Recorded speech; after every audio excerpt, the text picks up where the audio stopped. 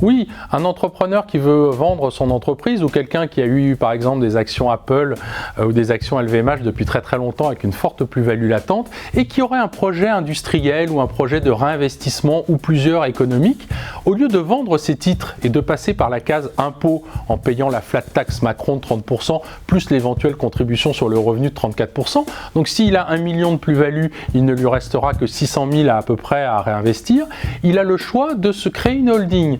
Il crée sa propre holding, société civile de portefeuille, quelque chose d'assez simple, qui ne coûte pas très cher. Il apporte les titres, cette société les vend à la même valeur que l'apport, donc elle est à l'impôt sur les sociétés, elle fait 0 de plus-value. Et lui, sa plus-value de 1 million, elle va être mise en report d'imposition.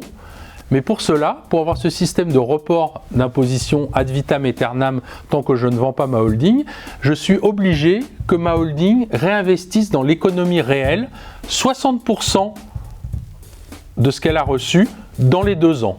Ça peut être dans un ou plusieurs projets économiques.